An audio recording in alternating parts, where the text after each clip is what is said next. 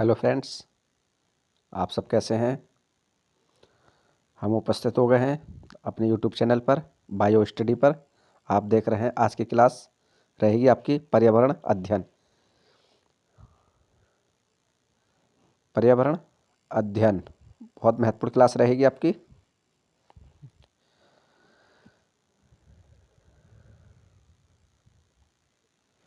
पहला प्रश्न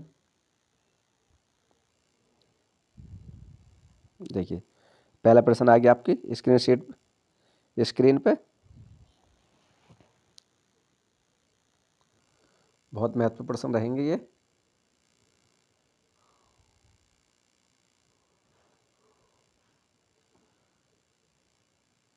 देखिए, पहला प्रश्न है, कक्षा 5 में पाठ किसके जंगल पर चर्चा करने के लिए अध्यापिका ने सूर्यमणि के सच्चे किस्से को सुनाया। उसने जिसमें उसने एक केंद्र दोरांग की स्थापना की थी, जो एक क्या था, देवता था। देखिए, कक्षा 5 में पाठ जिसके जंगल में एक चर्चा करने के लिए अध्यापिका ने सूर्यमणि के सच्चे किस्से को सुनाया, जिसमें उसने एक केंद्र दोरांग की स्थापना की थी, जो कि देवता था, मतलब जो कि एक वह देवता था। जमीन और जीविका की समस्या है इसमें। आपका दूसरा आपका भूख की समस्या, वनों की समस्या, कुड़कुड़ संस्कृति की समस्या।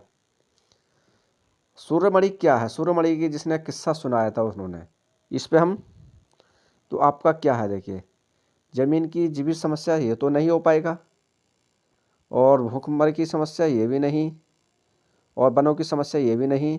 आपका डी ऑप्शन सही है। देखिए, डी ऑप्शन क्या आपका चौथा सही है। इसका जान लेते हैं। देखिए क्या है आपका, सूर्यमणि ने तोरांग नामक का एक केंद्र आरंभ किया, जिसका अर्थ होता है कुड़कुड़ भाषा में जंगल में होता है। ये कुड़कुड़ लोगों के संगीत, उनकी संगति और संस्कृत को बढ़ावा देने का एक माध्यम है। क्या है, एक माध्यम है। नेक्स्ट प्रश्न,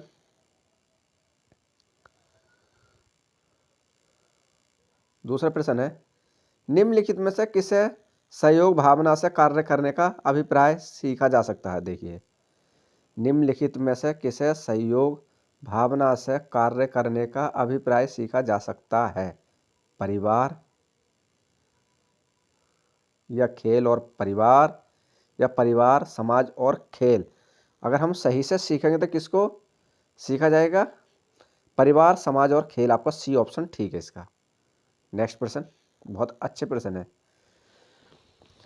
देखिए, परिवार, समाज एवं खेलकूद जैसी टीम आवश्यक संचार सामाजिक कौशल सिखाया जाता है, जैसे कि सक्रिय सुनना या और प्रभावी बोलना। तो ये क्या, हमारे एक टीम के रूप में कार्य करते समय छात्र सीखते हैं कि अपनी व्यक्तिगत भूमिका निभाने के लिए अपने नेता और शिक्षकों के जैसे ही सुनते हैं। क्या आपने देखा होगा ना, जैसे कभी कोई नेता तो बड़े हिसाब से सुनते हैं, गौर से एकजुट इकाई के साथ हम कार्य करते हैं। नेक्स्ट प्रश्न, निम्नलिखित में से कौन सा सामाजिक कीट नहीं है। देखिए, सामाजिक सामाजिक कीट नहीं है, नहीं देखना, चींटियां, दीमक, भिरंग या मधुमक्खी। अगर हम एक ही प्रजाति के कीट या अन्य समुदायों के कीटों के साथ एक ही स्थान पर एक साथ रहते हैं, उदाहरण में आपकी चींटियां, दीमक और मधुमक्खी शामिल है। देखिए, आपके चींटियां, दीमक और मधुमक्खी, तो आपके क्या शामिल नहीं है, भिरंग। भिरंग आपका ये सामाजिक कीट नहीं है। सी ऑप्शन इसका ठीक है, भिरंग नहीं है। नेक्स्ट प्रश्न, अगर आप नए हो तो हमारे यूट्यूब चैनल को सब्सक्राइब कर लेना। इससे क्लास शुरू होने से पहले थोड़ा सा क्लास तीसरा प्रश्न तक कुछ आपसे डिस्कस कर लेते हैं। देखिए दोस्तों, केवीएस में विज्ञप्ति आई हुई है, थोड़ा सा मैं आपको विस्तार से बताना चाह रहा हूँ। नवोदय विद्यालय, केवीएस विद्यालय, केंद्रीय विद्यालयों में, जिसमें हम बात कर रहे हैं। देखिए, अगर आप टीजीटी के लिए अप्लाई करते हैं प्लस आपके पास बीएड है, तो आपके पास सीटेट उन्होंने कंपलसरी मांगा है। बीएड और आपका सीटेट पास होना चाहिए, बीएड और आपका ग्रेजुएशन, तो आपका हो गया टीजीटी। और जिन विद्यार्थियों के पास सीटेट नहीं है उनको भी मौका दिया है, उनको भी ऑफ़र है। देखिए, जिन विद्यार्थियों के पास, जो भी स्टूडेंट हैं, जो भी हमारे मित्र हैं, जिनके पास सीटेट क्लियर नहीं है और बीएड कर लिया उन्होंने, अगर वो पोस्ट ग्रेजुएशन है तो वो पीजीटी में अप्लाई कर सकते हैं। पीजीटी में अप्लाई कर दें, मास्टर डिग्री जिसे हम पीजीटी एमए एमएससी हो और आपके पास बीएड हो, तो आप इसमें पीजीटी में अप्लाई कर देना, क्योंकि टीजीटी के लिए सीटेट कंपलसरी है और पीजीटी के लिए सीटेट नहीं है। तो ये सुनहरा मौका है, जो भी हमारे मित्र सुन रहे हैं, हमारे यूट्यूब की क्लास को देख रहे हैं, बहुत अच्छा मौका है और आप अप्लाई कर देना। और तैयारी, सिलेबस भी हम भेज देंगे। अगर आप सिलेबस चाहते हो तो हमारे टेलीग्राम चैनल पे, नीचे डिस्क्रिप्शन में हमारा टेलीग्राम चैनल लिंक मिल जाएगा आपको, उस पर जाके उसका केंद्रीय विद्यालय का सिलेबस भी आप डाउनलोड कर लेना। एक जानकारी हम आपको बता रहे हैं, क्योंकि निराश मत होना, क्योंकि कुछ मित्र ऐसे होते हैं बीएड कर लेते हैं और पोस्ट ग्रेजुएशन यानी कि ग्रेजुएशन जैसे बीए बीएससी, उसके बाद में एमएससी भी कर लेते हैं और उनका सीटेट ना होने के कारण तो वो अप्लाई नहीं कर पाते टीजीटी में। प्लस पीजीटी में आप कर सकते हो, मास्टर डिग्री जिसे बोलते हैं, post graduate, PGT post graduate, तो उसमें आप अप्लाई कर देना। सीटेट की कोई बात नहीं है, सीटेट नहीं है तो, पर इस बार मेहनत करो कि सीटेट हमारा क्लियर हो जाए, क्योंकि लक्ष्य सीटेट का बना लो। क्योंकि बिगर सीटेट एक ऐसा सी आपका ये वो है सर्टिफिकेट सीटेट का कि आल यूपी, ऑल इंडिया सभी में काम आने वाला। केवीएस विद्यालय, नवोदय विद्यालय, एनवीएस विद्यालय, कोई सी आपके केंद्र की भर्ती मास्टरी की हो, सभी के लिए सीटेट कंपलसरी है। तो ये सोचना थी आपके लिए, तो इस चीज़ को आपको ध्यान पर रख कर चलना है, क्योंकि अपना ये मौका गंवाना मत, क्योंकि समय बहुत कीमती है मित्र दोस्तों हमारे। कोई भी, जो भी हमारे दोस्त है, बहन भाई जो भी सुन रहे हैं, समय बहुत कीमती है, समय से आगे इंसान लाचार है। नेक्स्ट इसी के साथ क्लास चालू कर रहे हैं, चौथे प्रश्न की बात कर लेते हैं। देखिए, चौथा प्रश्न आपका, बलसाइड शहर। देखिए, बलसाइड शहर हैदराबाद शहर जैसा तेलंगाना राज्य के सापेक्ष किस दिशा में स्थित है? बलसाइड शहर, हैदराबाद शहर तेलंगाना राज्य के सापेक्ष किस दिशा में स्थित है? दक्षिण पश्चिम। देखिए, इस टाइप का सवाल आपका 100% आएगा एक ईवीएस में। और आपको तैयारी करने के लिए मैं आपको क्या ट्रिक बताऊं, जहाँ भी आप पढ़ रहे हो, जहाँ पे आपका पढ़ने का बैठने का स्थान है, तो आप एक भारत का नक्शा ले लीजिए जिसमें सारे राज्य सब कुछ होंगे। तो एक निगाह जब उस पर मारोगे तो आपको मालूम हो जाएगा कि कौन सा राज्य किसके सपेट में है और कौन सी दिशा को है। तो ये आपको एक प्रश्न आपको गंवाना नहीं है। तो दक्षिण पश्चिम में, उत्तर में, पश्चिम में, उत्तर पश्चिम में। चौथे प्रश्न की बात चल रही है। देखिए, आपका जो गांधीनगर है, गांधीनगर अहमदाबाद और बलसाइड। देखिए, गांधीनगर, अहमदाबाद और बलसाइड गुजरात में है। ये कहाँ पर है? गुजरात में। और बलसाइड शहर हैदराबाद तेलंगाना राज्य में उत्तर पश्चिम दिशा में स्थित है। उत्तर पश्चिम दिशा में, पहला आपका उत्तर और पश्चिम दिशा में। तो आपका कौन सा आंसर सही है? आपका डी ऑप्शन सही है। इस टाइप से एक प्रश्न बन पूछता है आपका। नेक्स्ट प्रश्न, पांचवें प्रश्न देख लेते हैं दोस्तों। थोड़ा लाइव क्लास चालू कर रहे थे, मगर थोड़ा सा समय नहीं, नेटवर्क इशू के कारण लाइव क्लास नहीं हो पा रही, इसलिए आपको हम थोड़ा रिकॉर्ड क्लास करके आपको भेज रहे हैं, ताकि कोई भी मेरे मित्र ऐसे निराश नहीं हो। मैं थोड़ा, जहाँ हम क्षेत्र में रहते हैं, थोड़ा इंटरनेट की इशू है। कुछ ही दिनों में जल्दी देखो कोशिश करेंगे कुछ ना कुछ इंटरनेट अच्छा ठीक करने के लिए, जिससे आपको लाइव क्लास करा सके हम। पहला प्रश्न है, निम्नलिखित में से कौन सी मुद्रा अबू धाबी में प्रचलित है? देखिए, निम्नलिखित में से कौन सी मुद्रा अबू धाबी में प्रचलित है? डॉलर है, रुपए है, दिरहम है या टका है? कौन सी? तो हम बात कर लेते हैं दिरहम, संयुक्त अरब अमीरात की मुद्रा है। कहाँ की है? अगर हम दिरहम की बात कर लें तो संयुक्त अरब अमीरात की मुद्रा है। अगर हम टका की बात कर लें तो ये आपकी टका बांग्लादेश का एक आधिकारिक राष्ट्रीय मुद्रा है और इसका उपयोग केवल बांग्लादेश में ही किया जाता है। जो देश रुपये को अपनी मुद्रा के रूप में उपयोग करते हैं उनमें भारत, इंडोनेशिया, मालदीव, मॉरिशस, नेपाल, पाकिस्तान, श्रीलंका और सेशेल्स रुपया है। तो हम कौन सा प्रश्न सही दिया इसमें? आपका दिरहम पूछा है। अबू धाबी कौन सा है? आपका दिरहम, सी ऑप्शन ठीक है इसका। नेक्स्ट प्रश्न, पाँचवा, 5वां प्रश्न है आपका, चेराव नृत्य में व्यक्ति बांस की डंडियों को पकड़कर युग में एक दूसरे के आमने सामने जमीन पर बैठते हैं। जैसे ही ढोल बजता है बांस को जमीन पर पीटा जाता है। नर्तक बांस की डंडियों के अंदर और बाहर पैर रखते हैं, कूदते हैं, ताल पर नाचते हैं। निम्नलिखित में से कहाँ पर चेराव नृत्य किया जाता है? कहाँ पर चेराव नृत्य किया जाता है? अब देखो चेराव बात है। चेराव उस समय मिजोरम के पारंपरिक और सबसे पुराने नृत्यों में से एक है। अब जिसे हम चीन की पहाड़ियों पर रहते हैं। ये नृत्य किसी व्यक्ति या परिवार द्वारा अधिकांश त्योहारों और बड़े अवसरों जैसे कि जब अच्छी फसल होती है तब किया जाता है। का मतलब वहाँ पे मिजोरम में जब अच्छी फसल होती है तो ये लोग इस टाइप से नाचते हैं, गाते हैं। तो हमारा कौन सा उत्तर सही है इसमें? मिजोरम, बी ऑप्शन इसका सही है। बी ऑप्शन सही है, बी ऑप्शन ठीक है इसका। नेक्स्ट प्रश्न, 7वें प्रश्न बात कर लेते हैं। छत पर वर्षा पानी संरक्षण करके भौम जल को पुनः संशोधित किया जाता है।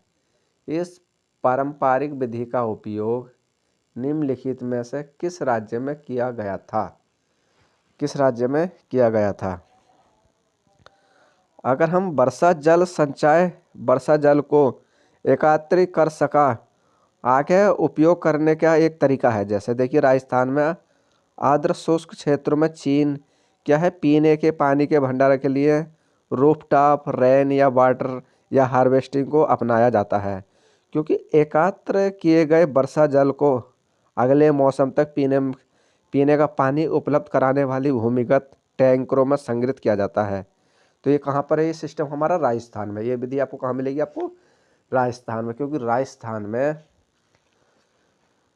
पानी की बहुत दिक्कत होती है और पानी को राजस्थान में बड़े मेहनती से पानी मिलता है, जिसमें वहाँ पे रेत रेत है और वहाँ पे ऊँट पाले जाते हैं और क्या झाड़ियाँ, कटीली, नागफली, कीकर, बबूल ये ज़्यादातर राजस्थान में पाए जाते हैं। और अधिकतर वहाँ गर्मी भी होती है और मौसम ठंडा भी रहता है राजस्थान में। नेक्स्ट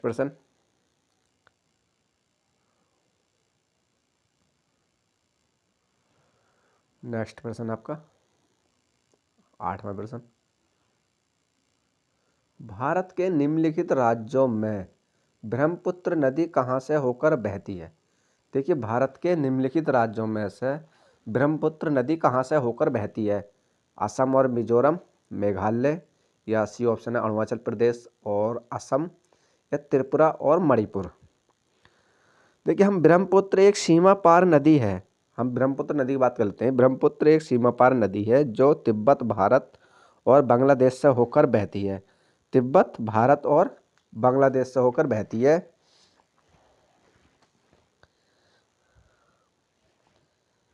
इसे यरलुग सांगपो के नाम से भी जाना जाता है। ब्रह्मपुत्र नदी तिब्बत से निकलने के बाद अरुणाचल प्रदेश में, देखिए ब्रह्मपुत्र नदी तिब्बत से निकलने के बाद अरुणाचल प्रदेश से होकर भारत में प्रवेश करती है और बंगाल की खाड़ी में गिरने से पहले असम और बांग्लादेश में होकर बहती है। तो हमारी कहाँ से, देखिए ब्रह्मपुत्र नदी कहाँ से होकर बहती है? आपको ऑप्शन है देखिए मिजोरम और असम और मिजोरम, अरुणाचल प्रदेश और असम। तो कहाँ पर है? अरुणाचल प्रदेश और असम, सी ऑप्शन इसका ठीक है। नेक्स्ट प्रश्न, 9वां प्रश्न, भावी पीढ़ी के समाजीकरण में परिवार की महत्वपूर्ण भूमिका होती है। इस परिस्थिति में परिवार माध्यम है प्राथमिक समाजीकरण का, द्वितीय समाजीकरण का, प्राथमिक और द्वितीय समाजीकरण का, तृतीय या समाजीकरण का। तो हम बात कर लेते हैं। देखिए समाजीकरण युवा पीढ़ी को सामाजिक मानक एवं मूल्यों के बारे में सिखाने की प्रक्रिया है। अगर हम बचपन में समाजीकरण के प्राथमिक मार्गदर्शन के रूप में माता पिता बच्चों को समाज में उपयुक्त समझी जाने वाली उनकी भूमिकाओं में मार्गदर्शन कराने में महत्वपूर्ण भूमिका हम निभाते हैं। तो हमारा कौन सा प्राथमिक समाजीकरण, ए ऑप्शन इसका ठीक है। नेक्स्ट प्रश्न 10वां प्रश्न, वातावरण को बचाने की आवश्यकता के लिए कोई आंदोलन, देखिए कोई आंदोलन समर्थन मिला, निम्नलिखित में से किसने 1970 में चिपको आंदोलन में निर्णायक भूमिका निभाई? वंदना शिवा ने। किसने? देखिए चिपको आंदोलन 1970 के दशक में उत्तराखंड में हुआ, जो एक समय उत्तर प्रदेश का हिस्सा था। 1970 में देखिए चिपको आंदोलन उत्तराखंड में हुआ था और एक दशक था कि ये उत्तर प्रदेश का हिस्सा था। और ये चिपको आंदोलन की शुरुआत प्रसिद्ध पर्यावरण सुंदर बहुगुणा ने की थी। अब नेक्स्ट है इसका ऑप्शन सुंदर बहुगुणा ने। देखिए इसका बी ऑप्शन कौन है? किसने? सुंदर बहुगुणा ने इसकी शुरुआत, बहुगुणा ने शुरुआत थी। इन्होंने चिपको आंदोलन का नारा परिस्थिति स्थिति अर्थव्यवस्था देने के लिए जाना जाता है। नेक्स्ट 11वां प्रश्न, महाराष्ट्र, मध्य प्रदेश और गुजरात में बांधों के निर्माण के कारण स्थानीय व्यक्तियों को अपनी प्राकृतिक आवास को छोड़ना पड़ा। इस प्रकार की गतिविधि को क्या कहते हैं? तबादला, स्थानांतरण द्वारा अंदर जाना, या स्थानांतरण द्वारा बाहर जाना, या विस्थापन। देखिए ये बात हो रही है कि मध्य प्रदेश और गुजरात में बड़े बांधों के निर्माण के कारण स्थानीय व्यक्तियों को अपनी प्राकृतिक आवास को छोड़ना पड़ा। इस गतिविधि को हम क्या कहेंगे? इस गतिविधि को हम क्या कहेंगे? देखिए अब इस बात कर लेते हैं। देखिए वहाँ की थोड़ा सी कि जो नर्मदा नदी पर नर्मदा बांध जो परियोजना के तहत कई बड़े बांधों के निर्माण के वहाँ पे प्रयोग किए गए थे, जिसमें नर्मदा बचाओ आंदोलन का नेतृत्व भी देशी जनजातियों, किसानों और पर्यावरणीय ने किया था। कि नर्मदा बचाओ नदी की ये आंदोलन भी हुए थे। और नर्मदा नदी गुजरात, मध्य प्रदेश, महाराष्ट्र राज्य से होकर बहती है। अगर इसके कारण कहीं थे जो समीप रहने वाले लोग, यहाँ के मूल निवासियों का क्या हुआ? विस्थापन हो गया। तो क्या हो गया? इसका विस्थापन हो गया। डी ऑप्शन सही है, विस्थापन बोलते हैं। स्थानांतरण को क्या हो गया? विस्थापन हो गया। स्थानांतरण बाहर जाना, ये सब गलत है आपके। नेक्स्ट प्रश्न 12वां प्रश्न, हमें पके हुए भोजन को खुला या फ्रीज में रखे लंबी अवधि के लिए नहीं छोड़ना चाहिए। निम्नलिखित में से कौन सा कारक पके हुए भोजन को बेकार करने के लिए जिम्मेदार है? कीट है, विषाणु है, फफूंद है, या जीवाणु है? देखिए हम का बात कर लेते हैं खाद्य पदार्थ, जैसे आपका खराब होना या वह अवस्था है जहां भोजन उपभोक्ता के लिए अनुपयुक्त हो जाते हैं। कभी कभी क्या होता है, पका हुआ जो भोजन होता है हमारा ठीक से संग्रहित किया जाना चाहिए और हमें साफ सफाई उसको रखनी चाहिए। और तैयार भोजन पकाने के तुरंत बाद गर्म खाना सबसे अच्छा होता है। ठीक है, और इसका क्या रीज़न है? तो ये है हमारा इसका जीवाणु। डी ऑप्शन सही है इसका, जीवाणु पड़ जाते हैं। देखिए जीवाणु द्वारा सूक्ष्म जैविक संदूषण से बचने के लिए भोजन को जल्दी से ढककर रखना और प्रतिशत किया जा सकता है। और जीवाणु से बचाने के लिए हम भोजन को कभी कभी हम फ्रीज में भी रखते हैं, जिससे वहाँ पे भोजन हमारा फ्रीज में खराब नहीं होता है। नेक्स्ट प्रश्न 13वां प्रश्न, प्रत्येक भोज्य पदार्थ के पैकेट पर उसे बंद करने की तिथि दी जाती है, क्योंकि क्या रीज़न है? प्रत्येक भोज्य पदार्थ, इसमें कह रहे हैं प्रत्येक भोज्य पदार्थ की अपनी स्वयं की आयु होती है। हाँ ये बिल्कुल सही है, क्योंकि उसकी एक्सपायर डेट लिखी होती है। कोई सा ही पदार्थ होगा, जैसे हम कोई चीज़ लेकर खाते हैं, भोजन पदार्थ के प्रक्रम और पैकिंग की अवधि में कई परीक्षणों का उपयोग किया जाता है। हाँ हाँ ये भी ठीक है। कुछ निश्चित समय के पश्चात उसमें रोगाणु उत्पन्न हो सकते हैं जो उसको खराब कर देते हैं। हाँ ये बात भी खैर ठीक है। हमें उन भोज्य पदार्थों का उपयोग नहीं करना चाहिए जिन पर लिखा हुआ समय समाप्त हो चुका। ये बात भी ठीक है। तो अब जब हमारे ये सब सही है तो कौन सा आपका सही है? पहला ऑप्शन सही है। देखिए थोड़ा सा जान लेते हैं इसके बारे में। खाद्य पदार्थ मौलिक रासायनिक और जैविक क्रिया के अनुरूप ही संग्रहित होते हैं। अगर हम प्रत्येक पैकेट खाद्य पदार्थों का पैकेजिंग की तिथि अंकित होती है, क्योंकि प्रत्येक खाद्य पदार्थ की एक सीमित अवधि होती है।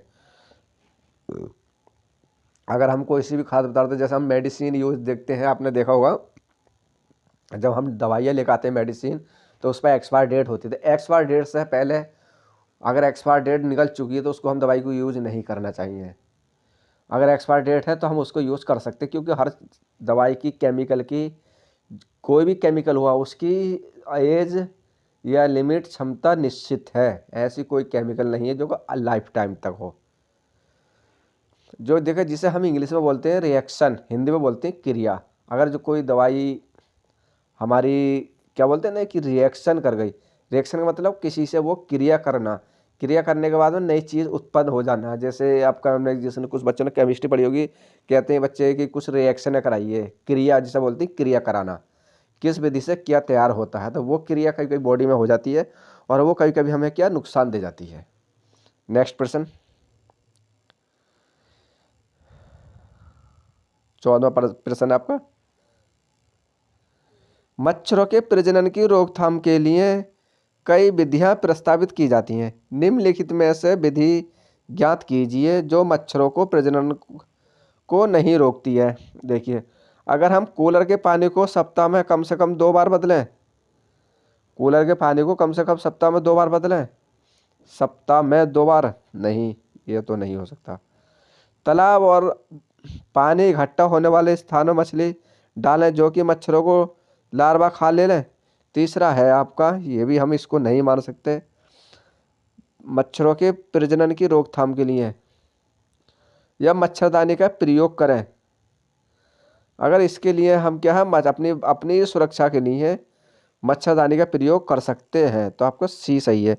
वैसे ये आंसर भी सही है, क्योंकि गोहू मछली आती है। तीसरा ऑप्शन देखो आपका बी ऑप्शन में, देखो तालाब और पानी इकट्ठा होने वाले स्थानों में मछली डालते हैं, गोहू मछली आती है जो मच्छरों की लार्वा को खा जाती है। यदि किसी स्थान पर पानी खत्म हो गया तो तेल का छिड़काव करें। नहीं, तेल के पानी के कई कई क्या होता है, हम पानी के ऊपर तेल का छिड़काव करते हैं, मिट्टी का तेल जिसे बोलते हैं केरोसिन का तेल। उसका रीज़न ये है, जो अंडे होते हैं उसके मच्छर का लार्वा होता है, तेल डालने के बाद वो लार्वा क्या है नष्ट हो जाता है, जिससे मच्छरों की प्रजनन दर खत्म हो जाती है। देखिए, पानी के साथ मच्छरों को खुद को बचाने के लिए हम मच्छर भगाने वाले लिक्विड या अगरबत्ती और मच्छरदानी का प्रयोग किया जाता है। यहाँ मच्छरों के प्रजनन को रोकने का उपाय नहीं है। यहाँ पर क्या है, मच्छरों को रोकने का उपाय नहीं है इसमें। नेक्स्ट प्रश्न, 15वां प्रश्न, दस्त के रोगियों को चिकित्सा परामर्श देते हैं।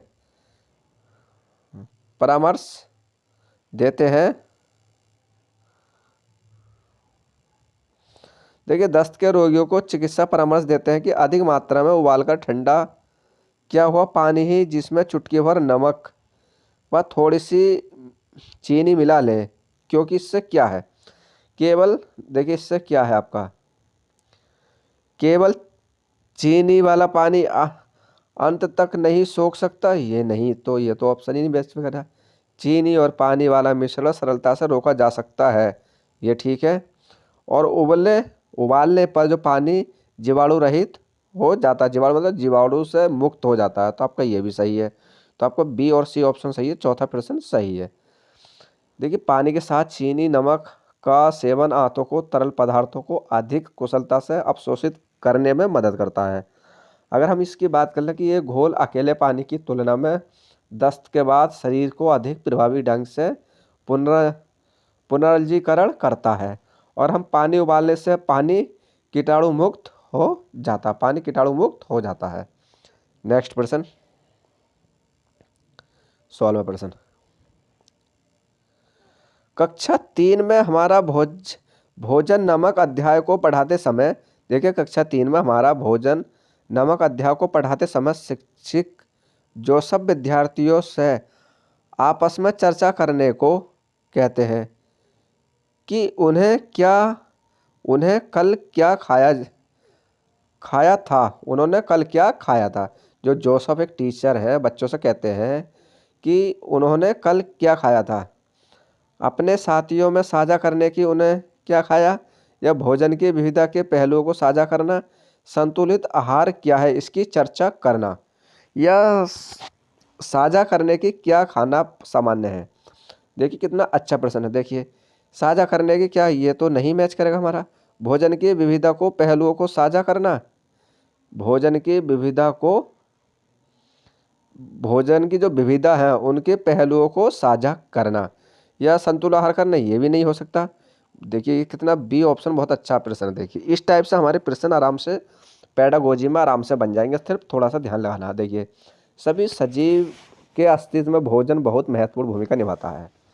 अगर हम भोजन आधारित चर्चा का उद्देश्य खाद्य विविधता पर पहलू साझा करता है। सभी विद्यार्थी अलग अलग खाद्य पदार्थ खाते हैं, ऐसा इसलिए है क्योंकि वे अलग अलग परिवारों से हैं और संभवतः अलग अलग क्षेत्रों से हैं जिसमें भोजन की विविधता परिलक्षित होती है। नेक्स्ट प्रश्न, 17वां प्रश्न।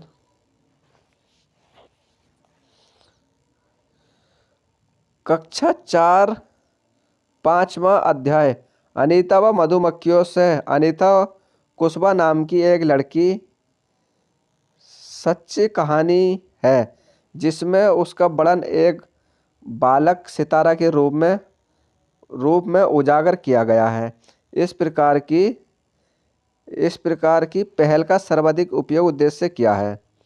तो पहला ऑप्शन देखा है कि दर्शना की लड़कियां कैसे खुश होती हैं एवं उनको प्रोत्साहित करने पर अधिक बल देना। नहीं, ये नहीं हो सकता है।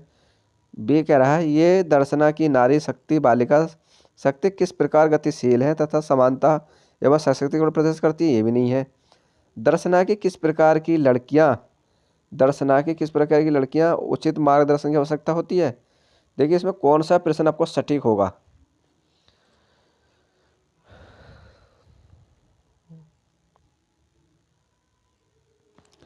या दर्शना की किस प्रकार लड़कियां परिवार समाज में, नहीं ये नहीं है, ये भी नहीं है। तो हमारा अगर हम देखें तो दर्शना की नारी शक्ति बालिका शक्ति किस प्रकार गतिशील है तथा समानता व सशक्तिकरण में प्रदर्शित करती है, ये ऑप्शन सही है, बी ऑप्शन प्रदर्शित करती हैं। देखिए बालिका शक्ति दिखाना गतिशील है और समानता और महिला सशक्तिकरण के बारे में बहुत बहुत कुछ आता है। अगर हम आजीविका के बारे में कर लें, आजीविका के लिए मधुमक्खी पालने के दौरान सभी बालकों के खिलाफ खुद की शिक्षित करने में एक किशोर लड़की की सफलता की कहानी को राष्ट्रीय शैक्षिक अनुसंधान प्रशिक्षण परिषद में एनसीईआरटी द्वारा निर्मित एक स्कूली ईवीएस पाठ्यपुस्तक में जगह मिली है।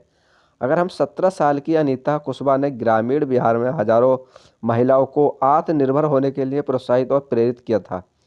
अध्याय अनीता का वर्णन करता है जिसे क्यूएनबी के रूप में जाना जाता है, जो छात्रों और अन्य लोगों के लिए खुद को शिक्षित करने और परिवार की आय बढ़ाने के लिए मधुमक्खी पालन के प्रयासों को ये काम करती है। नेक्स्ट प्रश्न, 18वें प्रश्न बात कर लेते हैं। कक्षा 4 के अध्याय दुनिया मेरे घर में नमक कहानी अक्षय के बारे में है, जो बताता है कि कैसे उसकी दादी उसे अनिल के घर कुछ भी खाने या पीने के लिए मना करती है। इस कहानी से बच्चे को कौन सी महत्वपूर्ण शिक्षा मिलती है। बच्चों को कौन सी महत्वपूर्ण, हमारे समाज में समानता और समझने का अस्तित्व, या यह है आपका जाति भेदभाव अस्पृश्यता का अस्तित्व।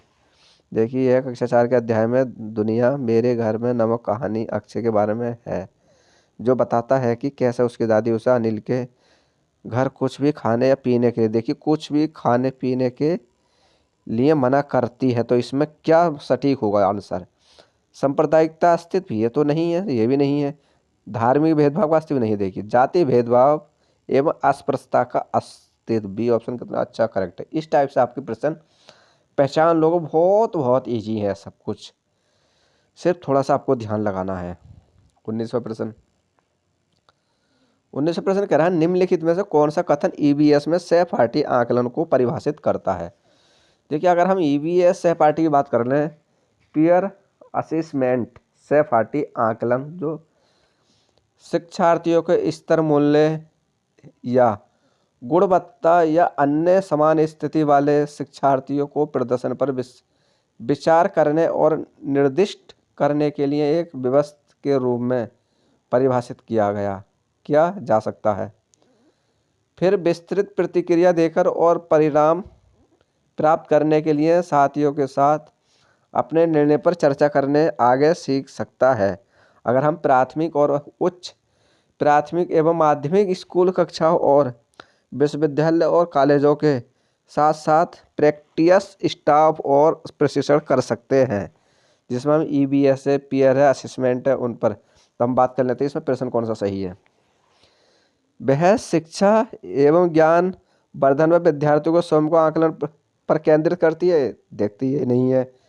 ये विद्यार्थियों के लिए कार्य करते समय उस पर केंद्रित होती है, नहीं।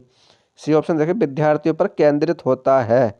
विद्यार्थियों पर केंद्रित होता है जब दूसरे विद्यार्थियों का आकलन जोड़ों में या समूह में कर रहे हैं। तो इसका आपका कौन सा प्रश्न सही है? सी ऑप्शन ये सटीक है, यह आंसर सही है इसका। और डी देखा, विद्यार्थी के समूह में शिक्षा का प्रगति पर केंद्रित होता नहीं। इसमें देखिए आंसर में इसमें पूछा कि कथन EVS में सहपाठी आकलन में परिभाषित करता है, आकलन की बात हो रही है। देखो ए ऑप्शन, वह शिक्षा एवं ज्ञान वर्धन पर विद्यार्थियों को स्वयं को आकलन पर केंद्रित करता नहीं।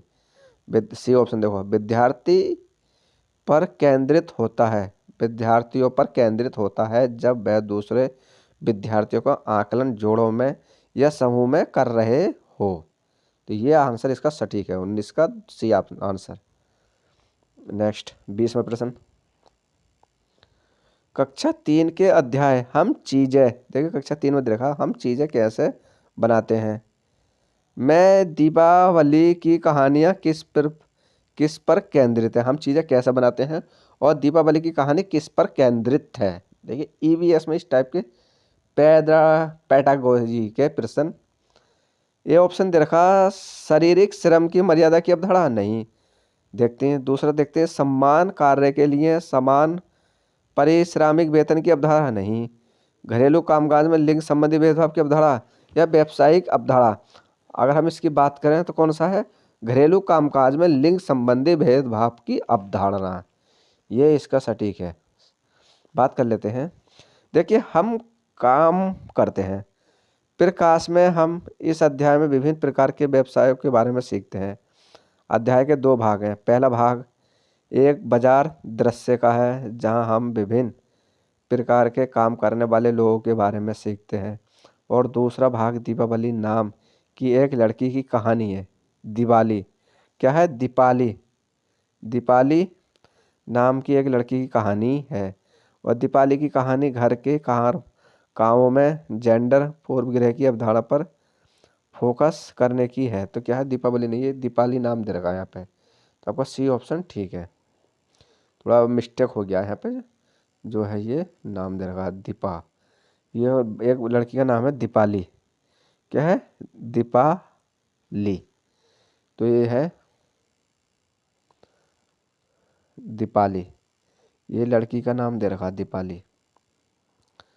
नेक्स्ट प्रश्न, कभी कभी मिस्टेक हो जाती है टाइपिंग में, कोऑपरेट कर लेना आप। 21वां प्रश्न देखो, मौखिक इतिहास समाज के विशिष्ट समूह के अनुभवों का सम्मान करने का महत्वपूर्ण साधन है। इस संदर्भ में इंगित कीजिए कि कौन सा कथन इसके उपयोग को सबसे अच्छी तरह दर्शाता है। मौखिक इतिहास समाज के विशिष्ट अनुभवों का सामना करने का महत्वपूर्ण साधन है। इस संदर्भ में इंगित कीजिए कि कौन सा कथन इसके उपयोग में सबसे अच्छी तरह दर्शाता है। तो बात देख लेते, पहला प्रश्न कहा इन्होंने, शिक्षक छात्रों को भारत के स्वातंत्र्य में संबंधित ऐतिहासिक तत्वों को मौखिक रूप से याद करने को कहता है। बी ऑप्शन कह रहा है, शिक्षक छात्रों से भारत के इतिहास का मौखिक प्रस्तुत करने में को कहता है। या शिक्षक अपने छात्रों से उनके दादा दादी नाना नानी के नहीं, शिक्षक कहता है छात्रों से प्रसिद्ध स्वतंत्र सेनानियों के नामों की सूची मौखिक रूप से प्रस्तुत करने को कहता है। तो इसमें हमें सटीक आंसर कौन सा है इसमें?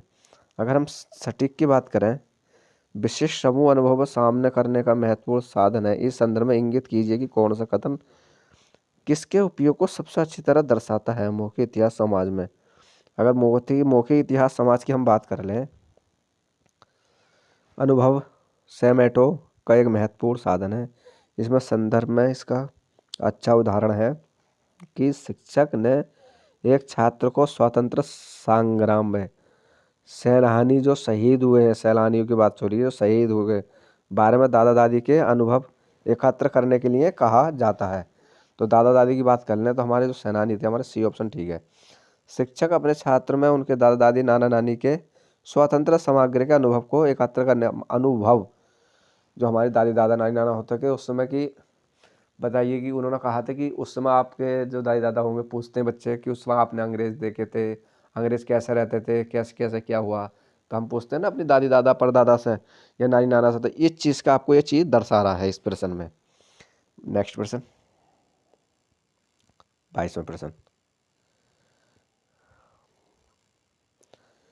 स्थान विशेष को समझने के लिए बच्चों को मानचित्र बनाने की कला का ज्ञान आवश्यक है। प्रस्तुत वाक्य में कौन सा मानचित्र के बारे में सही है? देखिए, मानचित्र सदैव ये मानकर बनाया जाता है कि व्यक्ति किसी स्थान को जमीन से देख सकता है। नहीं, ये तो नहीं बना सकते हम। वस्तु और दीवारों सड़कों आदि के लिए हम चिन्हों का प्रयोग करते हैं। हाँ, ये सही है। हम वास्तविक दूरी नाप कर उन्हीं को दर्शाते नहीं। मानचित्र के उत्तर दिशा सदैव सबसे ऊपर के हाशिए पर होती है। हाँ, ये ठीक आपका, तो आपका डी ऑप्शन है। क्या आपका दूसरा ऑप्शन सही है? देखिए, ये कहा है अगर हम कभी भी मैप, अगर हम मानचित्र देखें, नक्शा देखें, भूगोल में हमें नक्शा की जरूरत पड़ती है और बिगर नक्शा बिगर हम कुछ नहीं कर सकते। अगर हमें सटीक राज्य, सटीक दिशा हमें सही से देखनी है राज्य की किसी की भी, तो हम पहले भारत का नक्शा, अगर भारत को नक्शा देखिए, मैं आपको बता रहा हूँ किसको नहीं मालूम होता, अगर हमें भारत को नक्शा किस दिशा में लगा कर देखें जो सटीक बैठे, मतलब सही आंसर बैठे, तो मैं आपको बताऊं। देखिए, अगर आप भी कोई भी जो भी स्टूडेंट नहीं जानते हो तो जान लेना, सुन लेना। देखिए, जब भी आप नक्शा देखो, कौन से देश का, वो देश की बात की नहीं, राज्य की, कोई देश की बात, कुछ सी बात कर ले सकते हैं हम। तो हमारा जो नक्शा भारत का, जो भारत का जम्मू कश्मीर है, तो जो जम्मू कश्मीर उत्तर दिशा में हम भारत का नक्शा लगा कर देखना। जब भी देखो तो उत्तर दिशा को ही आप भारत का नक्शा लगाना, जब भी आपका सटीक होगी। जम्मू कश्मीर उधर है तो सिर हमारा ऊपर रहना चाहिए, उत्तर की दिशा में हम नक्शा लगाते हैं। उत्तर दिशा में नक्शा लगा कर देखते हैं, जब भी हमारा सब कुछ सटीक बैठेगा। कुछ को पूरब की दिशा में लगा लेते, कुछ देखते ये हमारा नक्शा गड़बड़ हो जाता है। इस चीज़ को आप सटीक कर लेना। आप नेक्स्ट प्रश्न 23वां प्रश्न देखिए, मैप स्केल महत्वपूर्ण अधिगम कौशल में से एक है जिसे छात्र भूगोल, पृथ्वी और पर्यावरण विश्व सीखते समय विकसित कर सकते हैं। ये या इतिहास की अधिक संपूर्ण साझा प्रदान करते हैं। किसमें हम नक्शा की बात चल रही थी हमारा। 23वां प्रश्न है, निम्नलिखित में से कौन सा साधन जल के अभाव का इसका किसी क्षेत्र पर पड़ने वाले प्रभाव की चर्चा का सर्वोत्तम माध्यम है? पाठ्य पुस्तक है, श्रव्य साधन, विस्कोस, समाचार पत्र की रिपोर्ट। क्या है यह समाचार पत्र? आपका डी ऑप्शन सही है। दीर्घ अवधि के लिए पानी की कमी को पानी की कमी कहा जाता है। बढ़ती जनसंख्या, अति दोहन और सामाजिक समूहों के बीच पानी का असमान वितरण पानी की कमी को मुख्य कारण है।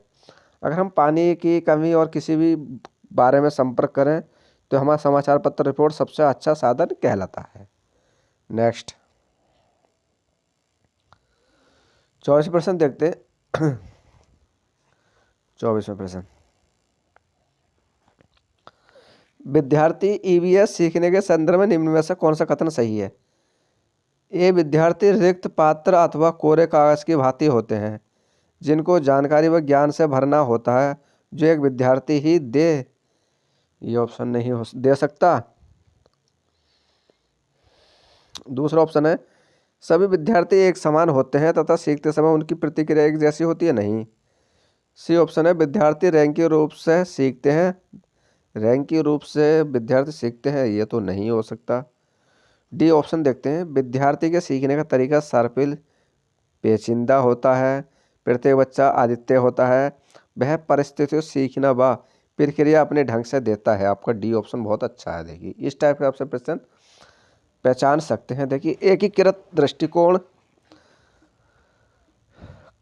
काम कर रहे हैं। अधिकांश प्राथमिक स्कूल पाठ्यक्रम विभिन्न विषयों में मुद्दों की सूचियों के साथ आगे नहीं बढ़ते, बल्कि प्रकरण में प्रस्ताव करते हैं जो एक दूसरे के साथ जुड़े रहते हैं। इसके लिए विषय की पारंपरिक सीमाओं को सभी आगे हम बढ़ा सकते हैं। नेक्स्ट प्रश्न आपका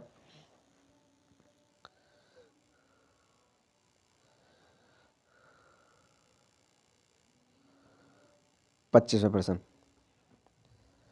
विद्यार्थियों को सीखने का मूल्यांकन करने के लिए फाइल या पोर्टफोलियो का महत्वपूर्ण उपकरण है। निम्न में से कौन सा वाक्य पोर्टफोलियो को सर्वाधिक उपयुक्त तरीकों से परिभाषित करता है? ये ऑप्शन है आपका। विद्यार्थी के विषय में जानकारी उनके स्वाभाविक परिवेश में एकत्र होती है। इसका आधार पढ़ने की क्रिया में शिक्षक का अवलोकन हो सकता है। नहीं। बी ऑप्शन है। इनमें एक निश्चित समय में एकात्र का विश्लेषण किया गया आंकड़े होते हैं। नहीं। सी ऑप्शन कह रहा है व्यवस्थित ढंग से विशेष व्यवहार के अंकित करना जिसमें विशिष्ट पहलू पर ध्यान केंद्रित कर हो सके। नहीं। डी ऑप्शन देख लेते हैं।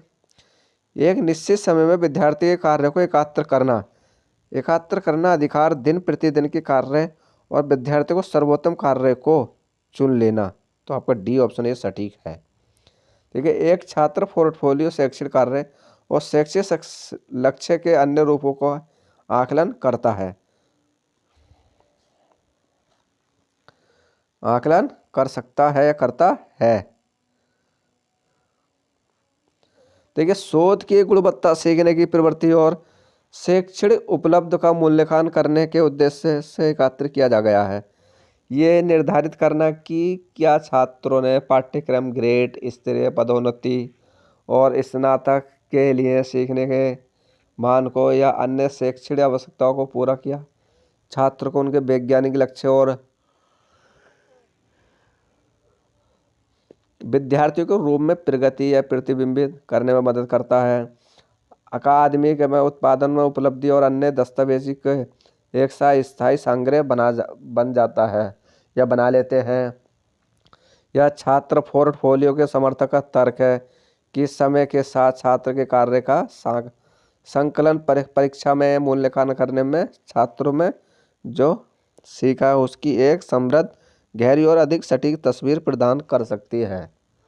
नेक्स्ट प्रश्न 26वां प्रश्न है आपका। कक्षा में विरोध की परिस्थिति अक्सर उजागर होती है। जब कोई छात्र किसी सामाजिक सांस्कृतिक विषय पर चर्चा प्रारंभ करता है तब एक शिक्षक के रूप में आपकी क्या प्रतिक्रिया होती है? देखिए प्रश्न देख लेते। पहला है आप छात्र से कहें कि ध्यान भंग ना करें। बिल्कुल गलत। छात्र से कहेंगे कि कक्षा के उपरांत आपसे इस विषय में चर्चा करें। नहीं।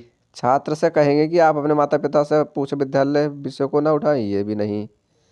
छात्र से कहेंगे कि अपने अनुभव साझा करें और कक्षा में इस विषय पर संबोधन करें। देखो ये इस टाइप से आपके प्रश्न सटीक है। डी ऑप्शन सही है। सार्थक मुद्दों पर पक्ष विपक्ष खुलकर विमर्श करना मस्तिष्क उद्वेलन कहलाता है। अतः हम छात्र को अपने अनुभव साझा करने के लिए कहें और कक्षा में उन्हें संबोधित करने का प्रयास करेंगे। नेक्स्ट प्रश्न 27वां। एक अध्यापिका की इच्छा है कि छात्रों में वनस्पतियों के बारे में समझ व ज्ञान विकसित हो सके के लिए निम्न में से क्या करना चाहिए? वह छात्रों से पौधों के नाम कंटेस्ट करके कक्षा में बताने को है। ये तो नहीं हो सकता। छात्रों से कहे कि वह विभिन्न प्रकार के पौधों के बारे में अपने माता ये भी नहीं पूछ सकते। ये भी बिल्कुल गलत है। छात्र को अपने साथ विद्यालय बगीचे में चलने को कहें तथा वहाँ पर सभी पौधों की पहचान करने को कहें। नहीं। छात्रों से कहें कि वे स्वयं वीडियो देखकर पौधों की पहचान करें। देखिए इसमें कौन सा प्रश्न आपका सही है? आपको डी तो स्वयं देखकर ये तो हम पहचान नहीं सकते, ये भी नहीं है, तो हमारा सी आंसर सही है। क्योंकि देखिए छात्र को अपने साथ विद्यालय में बगीचों में चलने को कहें तथा वहाँ पर सभी पौधों की पहचान करने को कहें। सी ऑप्शन बहुत सटीक है इसका। देखिए छात्र को अपने साथ स्कूल में बगीचे में ले जाने के लिए कहा जाता है और सभी पौधों के पहचान करता है। वह व्यावहारिक एवं विस्तृत शिक्षा का जीवन उदाहरण है। नेक्स्ट प्रश्न 28वां प्रश्न। कक्षा 3 छात्रों के संचार कक्षा 3 छात्रों के संचार के माध्यम विषय पढ़ाते समय फरा अपने छात्रों में अन्वेषण को प्रोत्साहित करने के लिए निम्न में से कौन सी नीतियों का उपयोग करेगी? देखते हैं। पहला छात्र से कहेगी वे संसार के माध्यम से चित्र एकत्र करें, उन्हें वर्गीकृत करें। चलो इसको सटीक मान लेते हैं। बी ऑप्शन है संचार के माध्यम पर एक वीडियो दिखाएगी, ये तो नहीं हो सकता। सी ऑप्शन देखते हैं। छात्रों से कहेगी कि संचार के माध्यम पर अपने अनुभव बताएं, उन पर चर्चा करें। डी ऑप्शन देखते हैं। संसार के माध्यमों पर एक पावर पॉइंट प्रस्तुत करें, ये भी नहीं। तो देखिए छात्रों से कहेगी संसार के माध्यम के चित्र एकत्र करें, उन्हें वर्गीकृत करें, यह भी सही है और आपका सी भी सही है। ए और सी सही है हमारे, तो हमारा आपका तीसरा ऑप्शन ठीक है। तीसरा ऑप्शन ठीक है।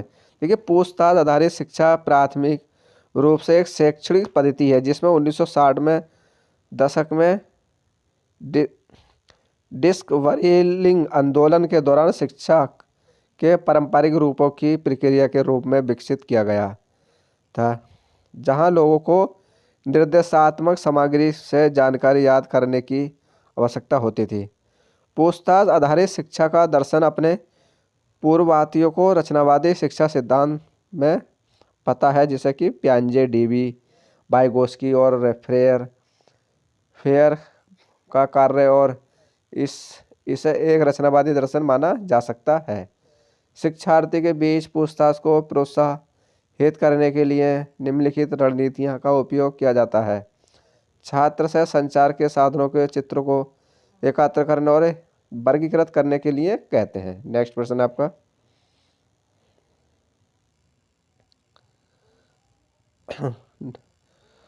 29वां प्रश्न है।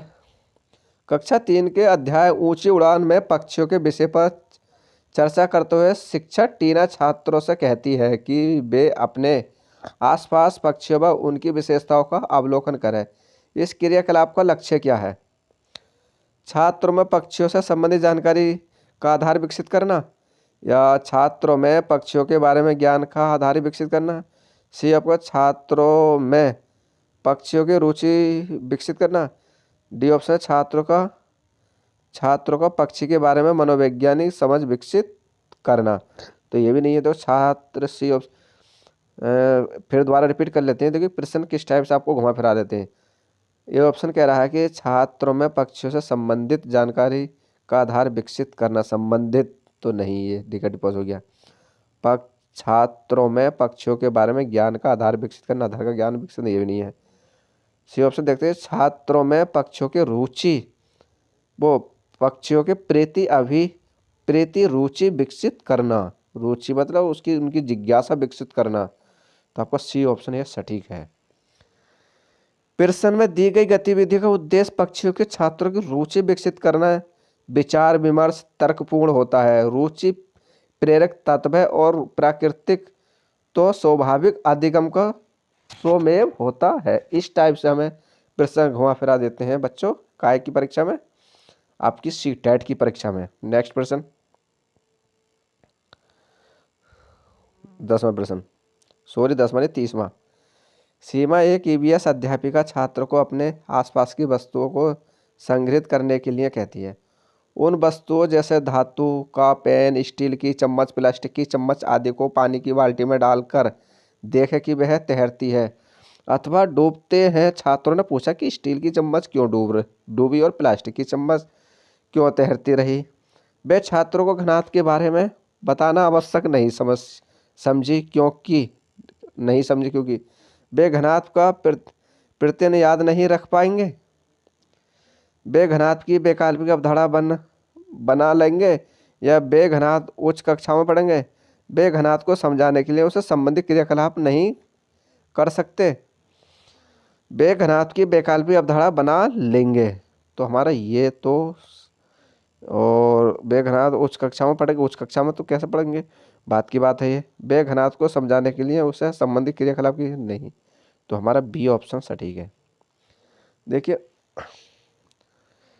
मध्य विद्यालयों में घनात्व सीखना और पढ़ाना कठिन है। इस अध्याय ने ये परिकल्पना करते हुए कि घनात्व अवधारणा एक वैज्ञानिक प्रणाली है हिस्से के रूप में विकसित होती है। शिक्षण घनात्व के लिए एक वैचारिक परिवर्तन दृष्टिकोण का उपयोग किया है। दृष्टिकोण ने अवधारणा प्रणाली को घनात्व अवधारणा और संबंधित अवधारणा को सीखने के लिए कई रणनीतियों के उपयोग और जोर दिए हैं। ये रहे दोस्तों आपके 30 प्रश्न। हमारा टारगेट है 30 में 30। टारगेट क्या है हमारा? सीटेट। हमारे लक्ष्य है सीटेट हमें क्लियर करना है दोस्तों। आपको सीटेट क्लियर करना है, संघर्ष में लग जाइए, क्योंकि ईवीएस कल आपकी मैथ की पेडागोजी क्लास रहेगी। आज ईवीएस कंप्लीट हुआ। और हमें कमेंट बॉक्स में ज़रूर बताएं हमको क्लास कैसी लग रही है, और अपने दोस्तों को शेयर करते रहना। अगर आप नए हो तो हमारे यूट्यूब चैनल को सब्सक्राइब कर लेना।